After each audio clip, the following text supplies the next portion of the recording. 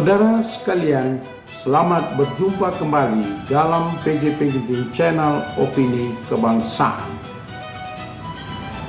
Ketika nama Hasto Kristianto, Sekjen Partai Demokrasi Indonesia Perjuangan, diumumkan sebagai tersangka oleh KPK, muncul pertanyaan, apakah ini langkah nyata pemberantasan korupsi atau justru manuver politik di balik layar? Itulah yang mengawali analisis kami dalam sebuah topik Hasto Kristianto dan KPK, rahasia politik atau langkah bersih-bersih.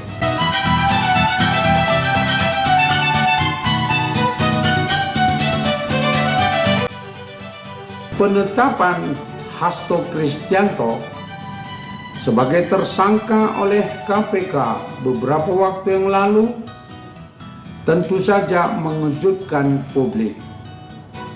Bukan hanya karena posisinya sebagai Sekjen Partai Demokrasi Indonesia Perjuangan, yang notabene adalah partai terbesar di Indonesia, tetapi juga karena kasus ini didahului dengan bocornya surat perintah dimulainya penyidikan atau sprindik sebelum pengumuman resmi KPK tersebut.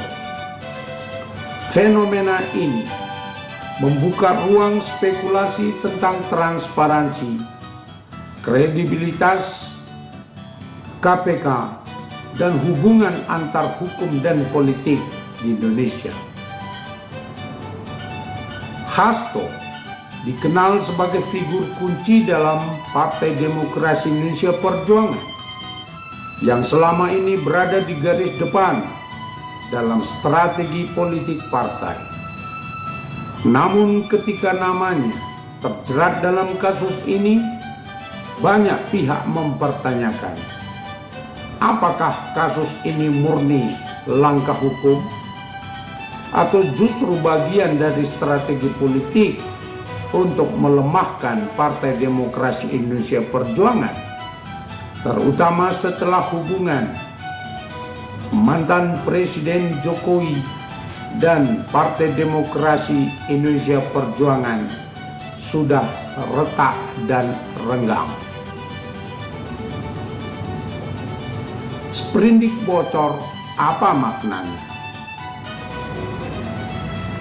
Bocornya sprindik sebelum pengumuman resmi KPK mengundang berbagai reaksi. Di satu sisi ini menunjukkan bahwa ada kebocoran internal yang merusak kredibilitas lembaga penegak hukum. Di sisi yang lain, banyak yang melihat ini sebagai sinyal bahwa KPK sedang menghadapi tantangan internal dalam menjaga soliditas dan independensinya. Sebagai lembaga yang pernah dianggap independen, KPK kini mendapat sorotan tajam karena dianggap kehilangan integritasnya setelah revisi Undang-Undang KPK yang melemahkan posisinya. Peran politik dalam penetapan tersangka. Isu ini menjadi semakin kompleks dengan adanya dugaan bahwa langkah KPK dipengaruhi oleh dinamika politik. Beberapa pengamat menilai bahwa kasus Hasto baru mencuat setelah pecahnya hubungan Jokowi dan Partai Demokrasi Indonesia Perjuangan, atau lebih tegasnya adalah setelah Partai Demokrasi Indonesia Perjuangan memecat Jokowi, Gibran, dan Bobi beserta 27 orang lainnya.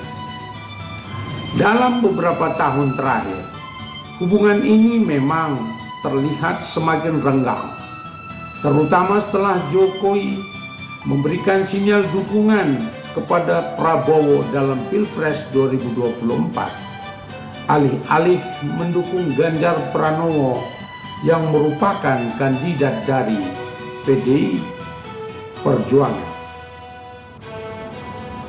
Banyak pihak yang menduga bahwa ketegangan ini berkontribusi pada munculnya kasus Hasto.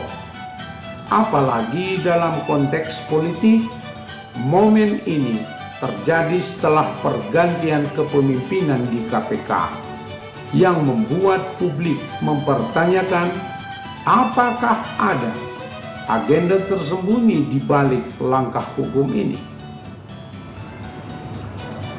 Respon PDI Perjuangan dan publik. Dalam pernyataan resminya, PDI Perjuangan menganggap kasus ini sebagai bentuk kriminalisasi politik. Hasto sendiri menegaskan bahwa ia akan tetap taat pada hukum, tetapi tidak takut menghadapi proses yang ia anggap penuh dengan rekayasa. Ia bahkan mengutip ajaran Bung Karno, menegaskan bahwa penjara adalah risiko perjuangan politik. Namun respon ini tidak cukup untuk mendapatkan simpati publik. Sebaliknya, PDI Perjuangan terlihat kesulitan meyakinkan publik bahwa kasus ini murni rekayasa. Minimnya dukungan dari partai politik lain juga memperlihatkan bahwa PDI Perjuangan kini sedang berada dalam posisi yang sulit. Apa yang bisa dipelajari dari kasus ini? Kasus ini membuka diskusi penting tentang hubungan antar hukum dan politik di Indonesia. Pertama, KPK perlu memperkuat integritas dan transparansinya agar publik tidak terus-menerus meragukan langkah-langkah hukum yang diambil. Kedua, partai politik termasuk PDI Perjuangan perlu menunjukkan komitmen yang nyata terhadap pemberantasan korupsi dengan dukungan proses hukum yang berjalan. Di sisi yang lain, publik juga perlu kritis dalam melihat setiap langkah hukum yang memiliki dampak politik besar. Jangan sampai persepsi publik tentang hukum semakin terdistorsi oleh kepentingan politik. Saudara sekalian, itulah analisis dari kami. Bagaimana pendapat Anda tentang kasus Hasto Kristianto ini?